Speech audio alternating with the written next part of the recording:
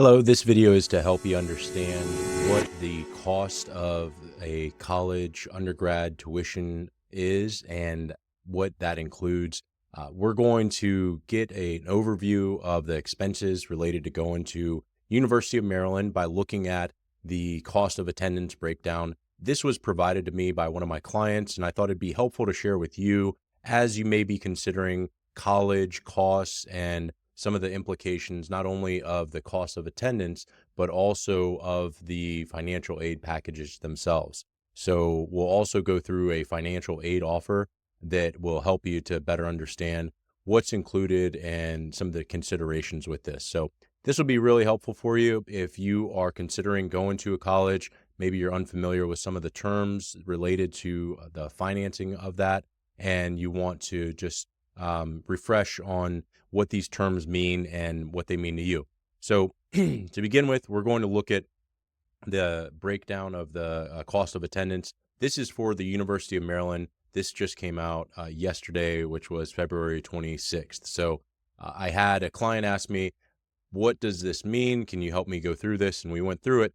As I was going through it with him, he had some additional questions. And I just thought, if you're looking at this, it's easy to be overwhelmed, but you're dealing with a very significant decision. So it's helpful to understand what these items mean and if the numbers are true or not. So when we start to look at these different terms on the cost of attendance breakdown, they relate to the total cost of going for an undergrad degree. So to begin with, you're looking at your books and supplies. This is the expense that you'll have with finding your books for your courses. This is going to vary based on the number of credit hours that you take, the number of courses that you take. If you're taking labs, you're going to have different costs than if you're just taking the courses in lecture style. So you want to be mindful of that this is just an average. You then have your food on campus. This is for a freshman going in. And so these would be the costs of their meal plans that are paid directly to the University of Maryland. And then they have their freshman standard fees, their personal expenses on campus, their transportation costs, housing costs, in-state tuition, mandatory fees, and then in-state tuition paid to UMD. And the student aid index, this student did qualify for student aid. And so you notice that the total cost of attendance is $32,408, but the student aid index discounts that a bit, so that their total need is $31,019. That is for a full year of undergrad at the University of Maryland. It's going to cost you about $31,019 if you're in state. Now, a couple things that I would point out on this is that these are estimates. They are going to vary based on your personal experience. One thing I would say is that I think that the books could be a little light, just depends on the courses that you're taking. A lot of courses, they're going to require you to have the most current version of the textbook, but some of them you can get by with the previous versions, and that'll change the cost a little bit. If you want a better understanding of the cost of those textbooks, you could look at Chegg, CHEGG.com, and just get a sense of how much it costs to rent those textbooks or to buy them. You'll also have some personal influence around your on-campus expenses. If you are living in a dorm, what does it look like? Are you eating off campus? Are you going doing entertainment? What does that look like for you? Are you traveling home? Those are all going to be variable based on your personal situation. So you'll want to take those into consideration there. You'll also have some variance on what your transportation costs are. Most colleges don't allow you as a freshman to have a car on campus. So you may just be taking the bus or taking the metro. And that's going to vary based on if you're going to a job in the city or if you're traveling on the weekends to go see your parents, whatever that may be. So I think that number is a little low, but again, it just really depends on your personal situation and how you're going to get around there in your freshman year. So the rest of these costs are mandatory. You're not really going to get around them at all. But I would just pay attention to the books. I think that that's an underestimate. I think that your personal expenses are an underestimate. If you end up buying a computer or something like that, you could easily spend $1,200. And then I think that transportation's a little light as well. So I would just throw on, based on this, I recommended to the student that he add on another $3,000 just to be safe. The next thing that we have here is the financial aid offer. This is just an offer to the student in order to incentivize them to come to the University of Maryland. And it is going to consist of different types of aid. So to begin with, you have your scholarship aid, scholarships and grants. These are commitments that don't have to be repaid. They are not financed or an obligation that has to be paid back. So you have scholarships and grants. Then you have your loan options and then your work options. Your loan options are going to be money that's loaned to you and that you will have to pay back.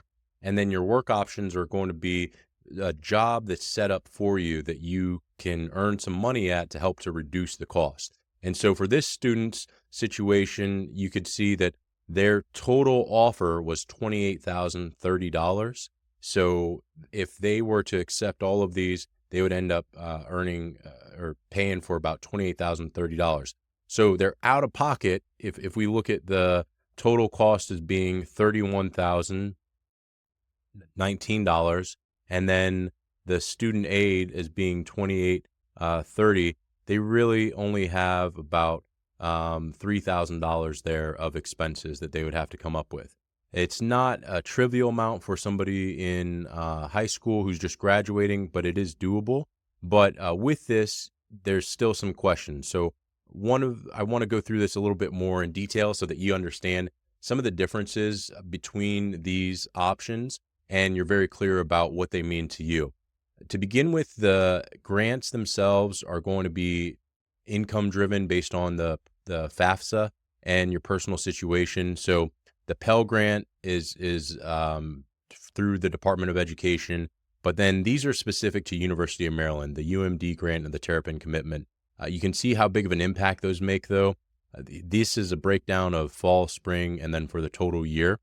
But then there are some questions around the difference between a subsidized loan and an unsubsidized loan, and it relates to how interest accrues on those loans. Remember, a loan has to be paid back. So in this situation, they're going to finance $5,500 for this student.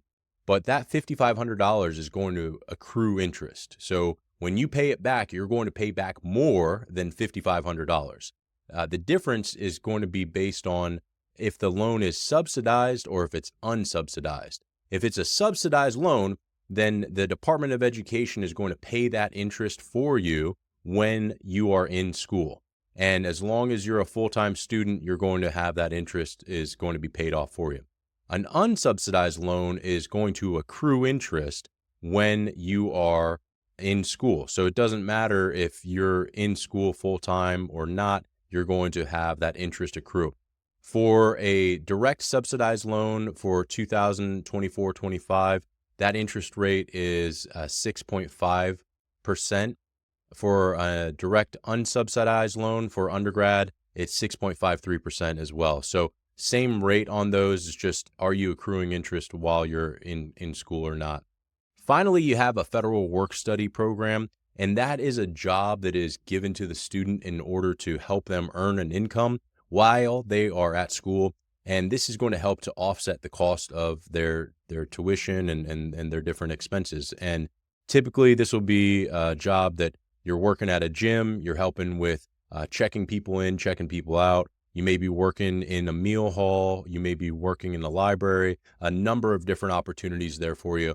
But it's a guaranteed job that you'd be able to earn some income to help to reduce the cost of attendance. So with that, I hope that you have a better understanding of what the financial aid offer looks like, and then also what the breakdown of the cost of attendance looks like. Again, this is for 2025-26 for the University of Maryland for an undergrad. If you have any questions, make sure that you reach out. Thanks so much. Take care.